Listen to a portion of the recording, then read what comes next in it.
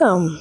Welcome to my channel. This is Sisceley Banks, legal assistant. Welcome to Ask Sis Legal, the support channel for support staff for legal departments and law firms, as well as HR departments and attorneys for law offices, law firms, legal departments. So welcome. All right, this video is going to talk about seniority. So I was talking to my sister a couple of weeks ago, and we were talking about seniority and how long a lot of employees are staying on their jobs. Well, from what I'm seeing, a lot of us are staying, a lot of us are doing a lot of moving around. 2 years tops. It's very rare that you find someone that's been on their jobs past 5 years, past 2 for most.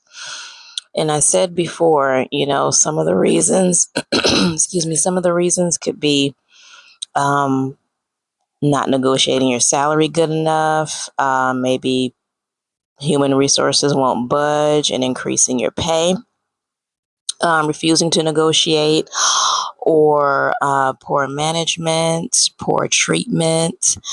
For some, it's travel issues. Some want to be closer to home, closer to their family, not liking the area of law, not liking the working environment. But what's high on the list would be working environment and pay, as well as location. So 1, 2, 3. And I can understand that because I've moved around a bit myself for all of the things listed that I had mentioned.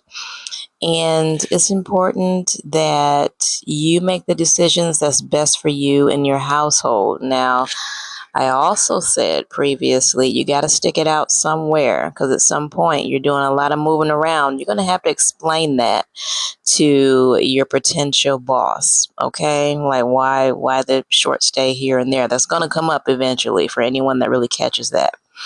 So for some of you out there, if you're ready to move on to another area of law or another field entirely, just be honest with yourself. And if the legal field is not for you, then you really do want to make that decision quickly and not waste your time Monday through Friday, just taking it as a paycheck, because you're wasting your energy. We only get so many hours in a day, Monday through Friday. And some of us are even burning out our weekends with overtime. Do you really want to put in overtime for something that you don't even like? It's not worth it. It really isn't. No matter how good it pays, it's going to do a wear and tear on your mind, a wear and tear on your health, and just your emotional state. And it's not. You really want to do what it is that you that you're gifted in, and where the areas where you're gifted in, you excel. And you also take that extra step to add a little extra, and because you enjoy doing it. It's not mundane, it's not monotonous, it's not something that's where you're like, oh my gosh, come on, oh, is it time to go yet? I know we all say that sometimes, like, oh, I'll be glad when 4 gets here, or when 5 o'clock gets here, so I can get out of here and enjoy the weekend. I can understand that. It's typical employee language. Hey, is it time to go? Some days it's like that. But if you hitting that mindset every day, you need to do some evaluating. Should you even be there? So as far as seniority, for those of you out there, you've been on your jobs for several years. I just talked with somebody today who's been at her job for several decades. And to me, that's very impressive. And she's been at the same place for that long. And it's rare. I think I've talked to one other secretary in my entire life that's been there since the firm started. And they've seen the good, the bad, and the ugly, and they're still there. So my question out there that I've been asking is, what's keeping you? What's keeping you to stay? And they said a good connection with management. Now, years ago, when I was working through temp, it was through a temp agency.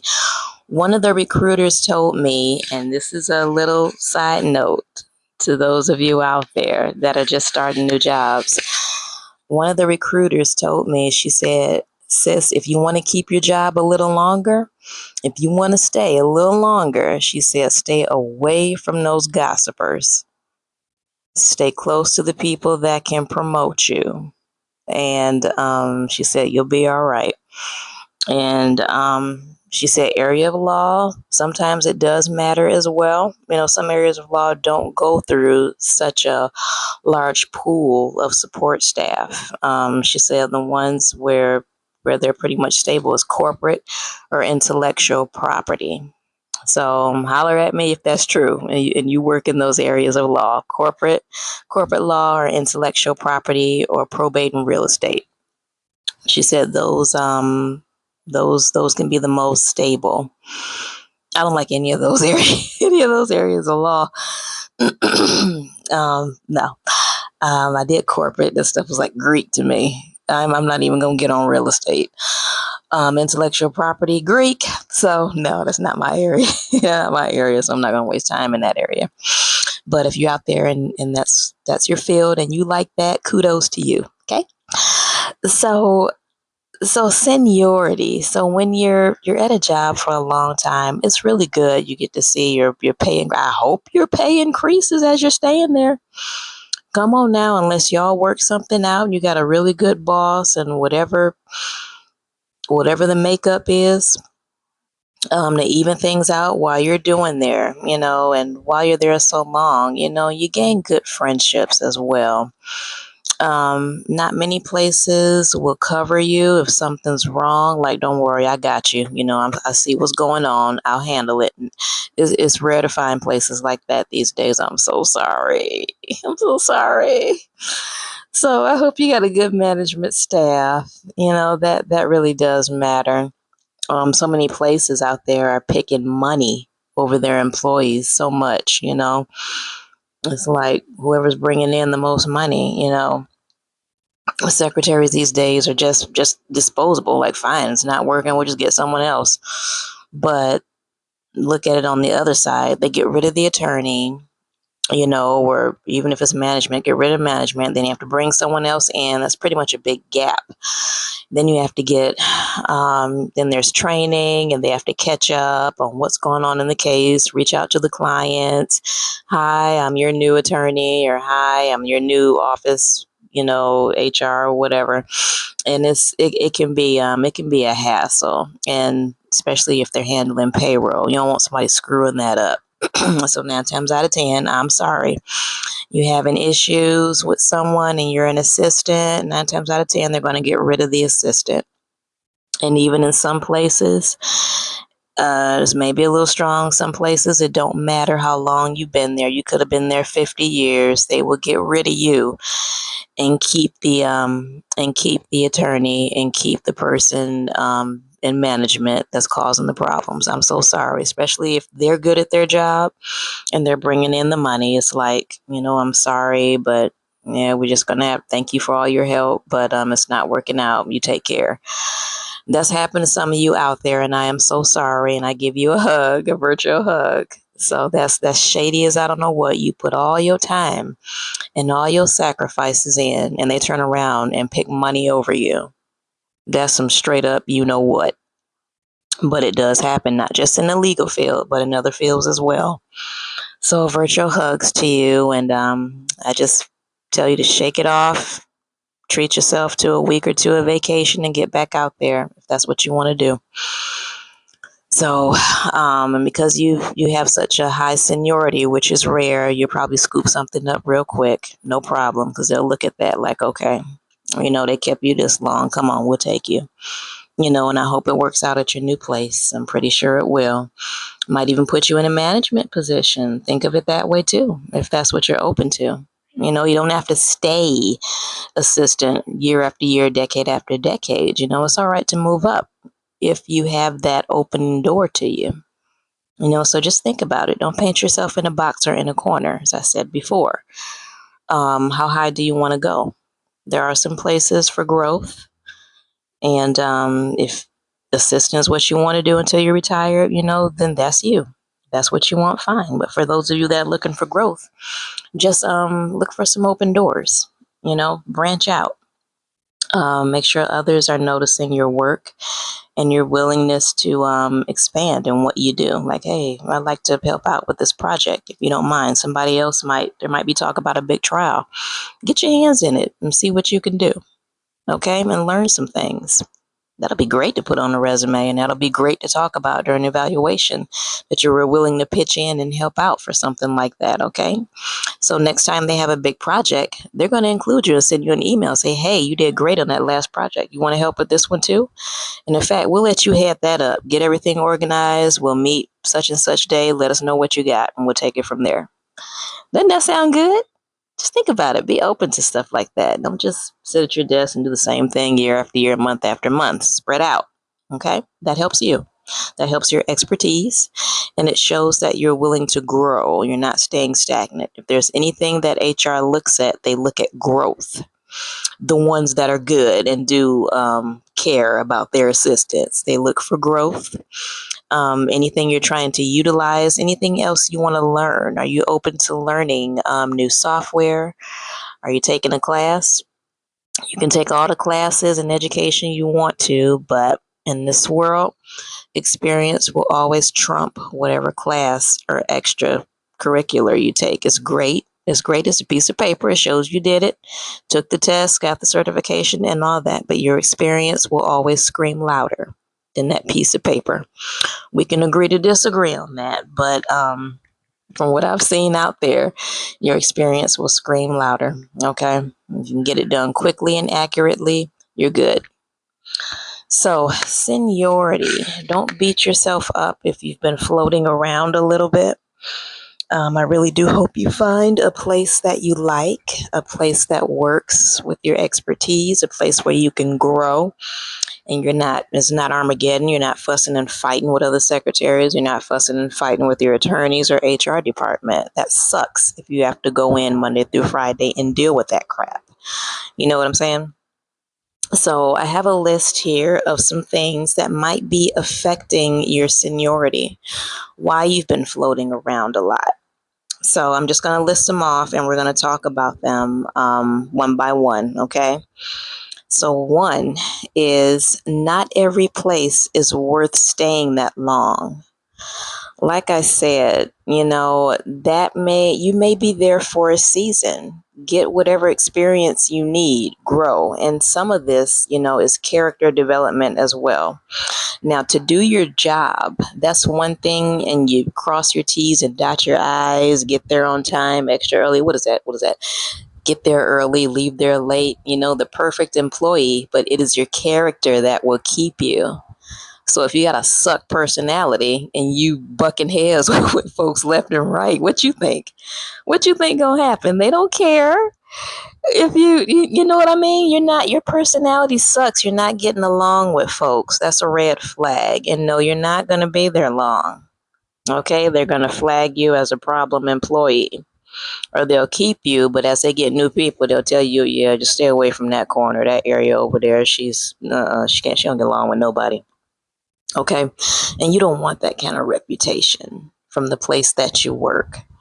Some places aren't worth staying that long too, because you may not be getting the experience that you should be getting. Just think about it. You went through all that schooling, all that training. If you got your paralegal certificate, you went through all that, paid the money and everything. Maybe somebody else paid it for you. Cool. But you went through all of that and you're still not getting the experience you could be getting. So think about it. What all do they have you doing? Are you in the office pushing papers? Pushing papers. It's code for making copies in the copy room. Are you living in a copy room and you got your paralegal degree and certificate? Get out of there. And they're telling you to keep an open mind. Oh, you'll get something. So, wow. Look at how you made that copy. Oh, look at these books. Look how you made these pamphlets. Wow. You want to help somebody with trial documents or file a motion. You don't have the experience. You know what I mean? Where you feel like you're being cut off from doing more. Do you know what I mean? So some of that takes effort on your part too. Feel free to delegate yourself. Hey, I'd like to give this a try. Don't just sit and wait for it to come to you. One of the mistakes I see a lot of law clerks, and new associates is, even the interns, the summer interns, is they wait for the work. Some of them, they wait for the work to come to them. No, you're going to have to go get it, because that shows initiative. They're going to have you sit in on some motions and hearings if you're with the firm, and they really want you to get down and get that good experience. They'll take you to court. They're not going to have you sitting there just doing research. The paralegals can do that. No, no, no. Get your hands in. Have you sit in on a deposition, ask some questions. Hey, take a look at this brief. Shepherdize these cases. And I say shepherdize means you're checking the citations, the case law, using Lexis, Westlaw, whatever other legal research case law tools there are out there.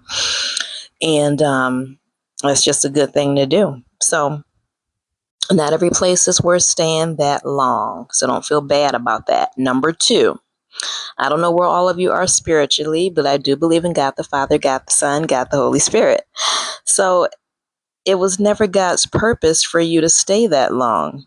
Now, for some churches, for all churches, there's missions, there's ministry.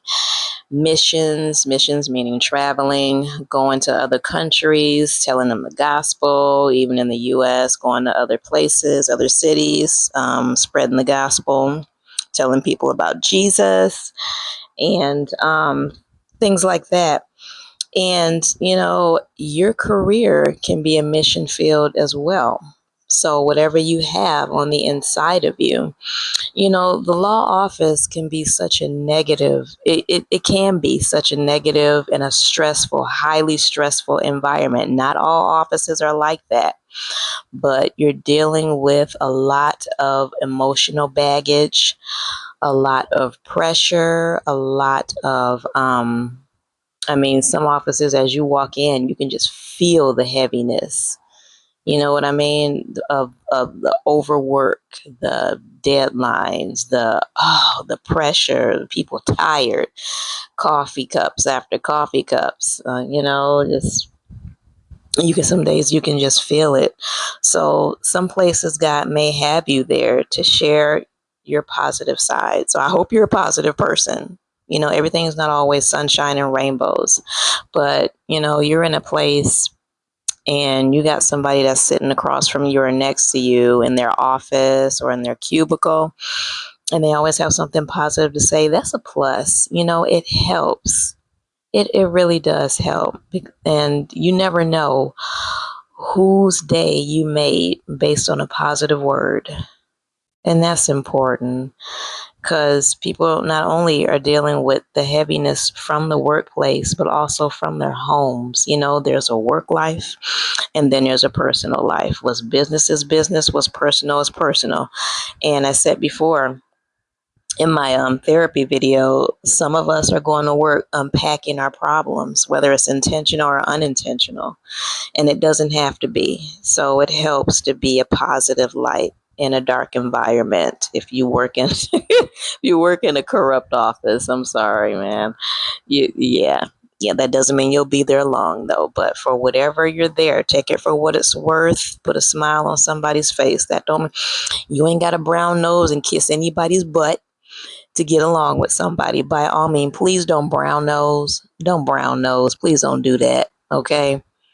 We don't want to have to, you don't want anybody having to get you a case of chapstick from all that tail kissing you doing at work. Please don't do that. Okay. Do not brown nose, but do share something positive, whether it's a scripture, whether it's a quote from a book, whatever it is, something funny. Get some people laughing, a nice clean joke. Oh my gosh, if there's anything that could be more in the office, a legal law office, that's laughter. And the scripture does say that laughter, a joyful heart does good like medicine. It can heal the body. It can take away a headache. Just try it. A clip or scene from a movie or something, when you bring it up, and And it's cool. I had an experience where I was sitting between two paralegals, and I liked our little corner, and we always had a good laugh. You know what I mean? I mean, we all three of us were pretty quiet, but I have a cat, and sometimes I tell my cat jokes, and it just had everybody cracking up. You see what I mean? You see what I mean? Even it's something simple like that. You don't got to go up in there and hit people over the head, with any kind of Bible trivia or whatever, but something funny. Not something nasty, but something funny to get everyone laughing. Might have been something you seen on TV the other day. Whatever it is, you may be there to be a light, and that's okay. So be as positive as you can. And that positivity that starts at home. And I'll leave it right there. Number 3, one of the things that could be affecting your seniority. You didn't speak up when crazy presented itself. So it's not funny being bullied on the job. I hope some of you aren't going through bullying, but we live in a real world with real people. So when someone's coming at you, whether it's another secretary or an attorney or management, and they're belittling you, talking down to you, trying to get you fired, sending you nasty emails, you walk away or you go home for the day and you come back and your desk drawers are open, your chair is pulled out, your computer is on, and you got Post-its all over your screen. Come to my office immediately. And it's stuff that's not even worth the drama. You know what I mean? So if anybody is making you feel uncomfortable or upset, then you need to let management know. If you're stressed out because you have to go, time you're in the parking lot, your heart's beating fast, you have a complete anxiety attack. That's a problem, and it doesn't have to go to that extreme. It's not worth it. And you need to speak up and let management know. If it is management, see if you can talk to your attorney, if you guys are on good terms, and let them know what problems you're having. And for some of us, it has cost you your job. Had you to said something, something would have been done, or at least it's documented. So I do recommend keeping a journal whenever you're getting any kind of issues. If you're called into an attorney's office, if you're called into HR's office for any kind of problem and it's got your name on it, you need to document it. Who was there, the date and time, what was the problem, and what is the resolution. So if they're giving you a problem, like you didn't do XYZ and you didn't do blah, blah, blah, this and that.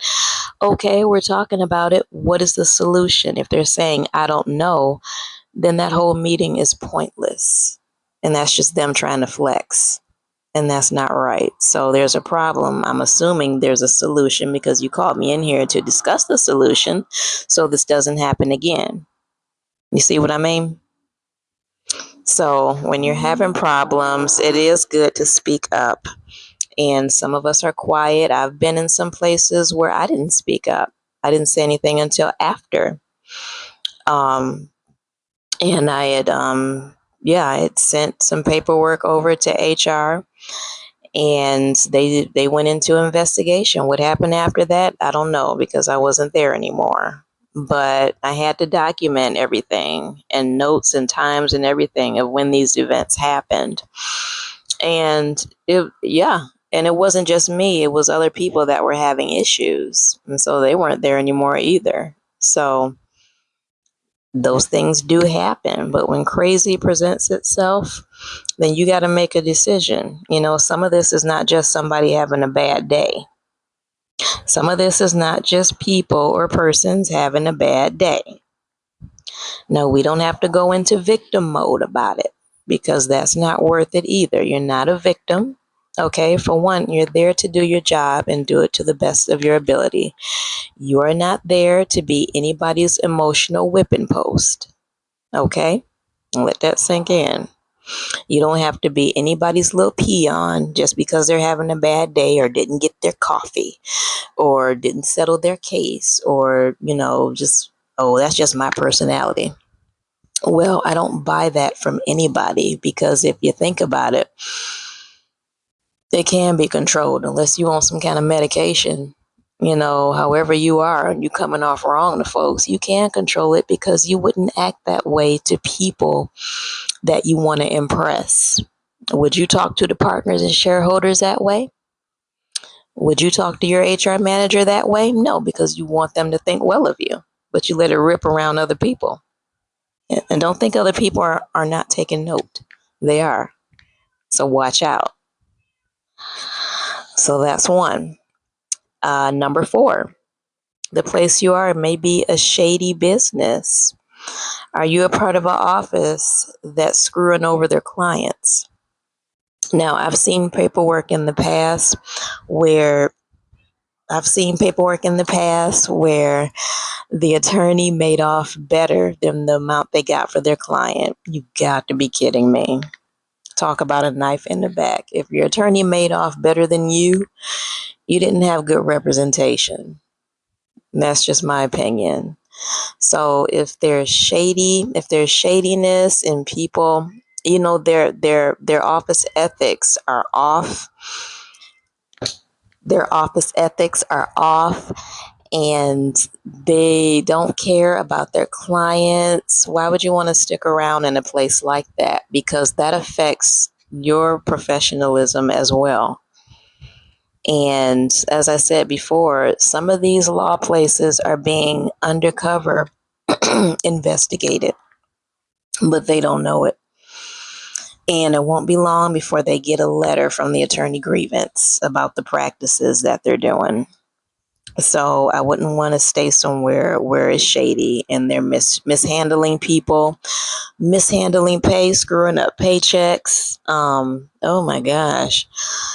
Not giving you the time you need off, making you, just penalizing you for taking sick time off, or if you've been in the hospital, or if you have transportation issues, not giving you that time off that you need, almost like they're controlling. No, don't take this day off. You take this day off. How you going to tell somebody what day to take for a vacation? You know what I'm saying? Take it when you need it. And it's good to have employers that are mindful of when you need a rest because they need it too. We're not Energizer bunnies. Okay, we don't have batteries in our back to just keep going and going and going. We're human beings. We are flesh human beings in bodies, and we get tired, and some of us get sick. You know what I mean? So rest is needed. And if they don't understand that, why would you want to stick it out for somebody that doesn't care about your physical and mental well-being? Think about that. Because if anything go wrong and they kick you out of there, you done made all these sacrifices and they just don't give a rip. So no, it's a shady business. I wouldn't want to stay there for a long time. Okay. Number 5, you may be unaware of your worth. Now right now it's May. So June is coming up and some offices do those mid-year reviews.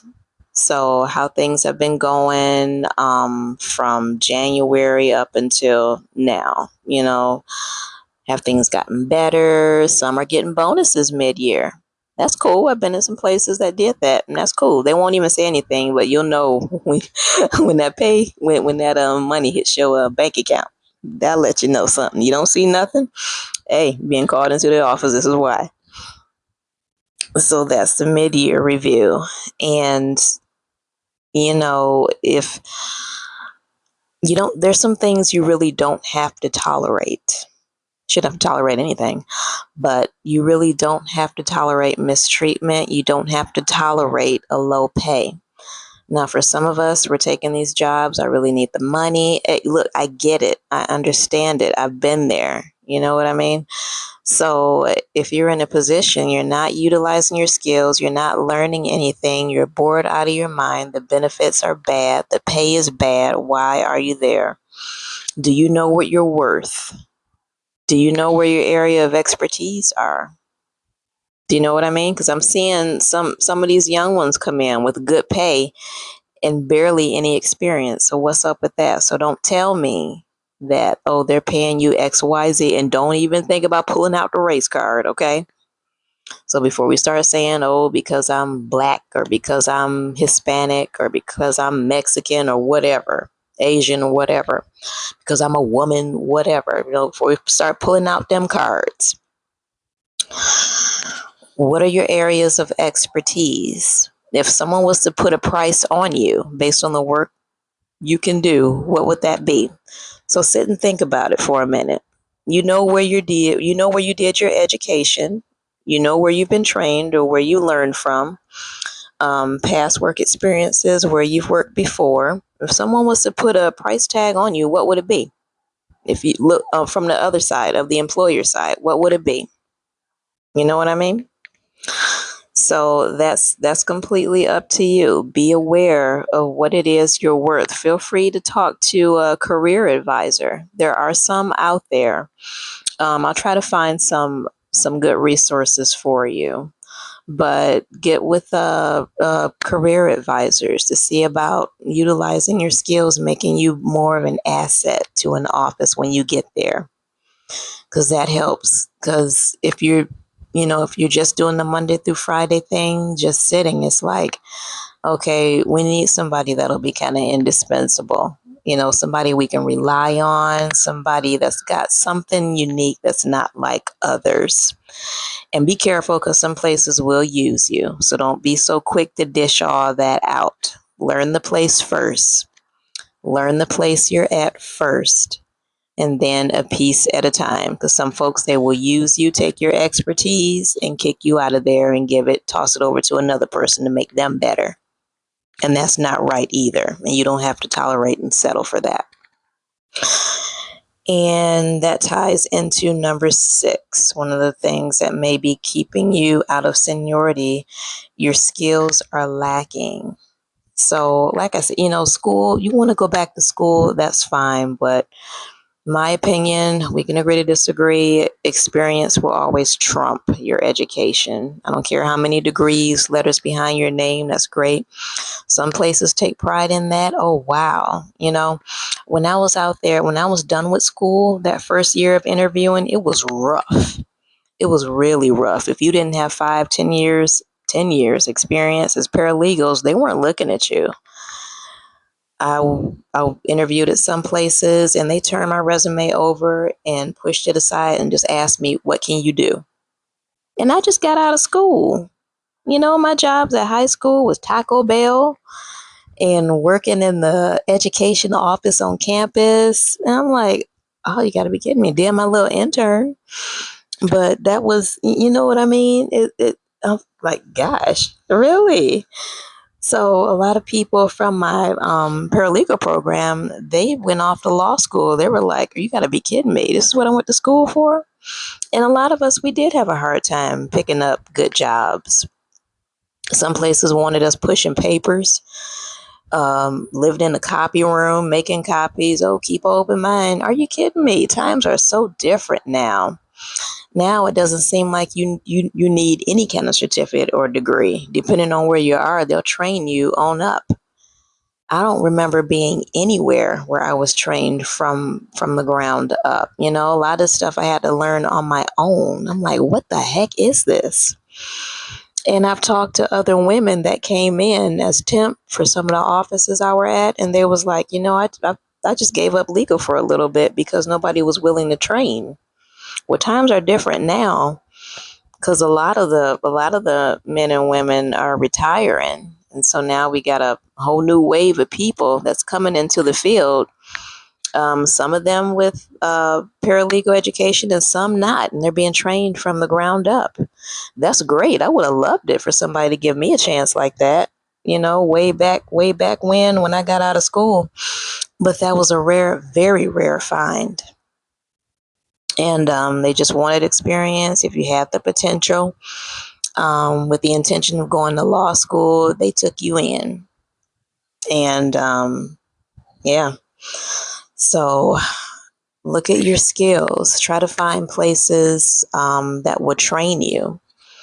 Ask when you go on the interview, this is what you're looking for. These are the things that I know. Are you willing to train for this? Now, if you're at a point where they have to train you for a lot, the pay may not be where you may like, but based on your improvements, based on your work product, it can go up. Just make sure you negotiate appropriately. And feel free to delegate yourself, whatever you feel you can handle. Something you want to get your hands in to build your skills. That's on you, not them, you. So you have to have that voice, and just learn from there. So for the floaters out there, don't feel bad if you're floating around. It could be that's just not the place for you. It could be that this field may not even be the final place that you'll retire from. And that's great, because while you're going through the things that you're going through, did you ever stop and think for a minute? The very things that you went through, it might have been really bad. It crushed your confidence in everything from that last place you were at or the last several places you were at. Did you ever think that the things that you went through may help somebody else that's going through it? You didn't go through all those things for nothing. You might have gotten lied on by employees, lied on by your attorneys, and the management team believed it without doing an investigation and kicked you out of there.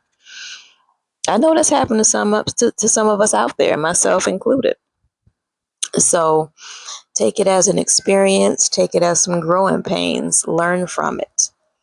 So when you get a hint of crazy, ask yourself what's really going on here. Some places are just not worth staying, and you could be somewhere else that'll appreciate your expertise and pay you accordingly and care about your mental and physical health. You need some time off, you need to take a vacation, work that out with your boss and go ahead and take it. And they won't penalize you for it or make you feel guilty. You know what I mean? So keep at it. If you want to stay in the legal field, cool. I really hope you find something good, but learn from your mistakes. We're not perfect people. Pick yourself up and you're going to be fine. We all have growing pains. We've all had things we had to learn from. We've all dealt with difficult people in the office. We've all had to deal with a lie or two, even more. Arrows being pointed at our direction. We might have even been the offender in the office. So, learn from it. Do the best you can. Get a career advisor. That may help, because it could be for some of you, you're in the wrong profession, and that's okay. You definitely want to stay in your lane. I do think that's important. Stay in your lane. So if it's one trip up after another, then this may not be the field for you. You might have already done the schooling, got the certificate, you passed the book work. What they call it, book smart, but then there's the hands-on skills as well. You're going to have to work those skills. You're going to have to work that book knowledge. That takes practice. Nobody rolls over in the morning and all of a sudden they're this great assistant. They're this great attorney. They're this great office HR person. It takes practice. It takes skills. And these things you're going through is building and developing your character. You'll know later on down the road what to say yes to and what to say no to and what not to tolerate. What things are just a stepping stone. What things where you really can stick out. If you speak up, somebody else will take care of that problem. Get rid of that person or assign you to somebody else. Think about that. So this is all I have for you today. I will see you at the next video. Be encouraged.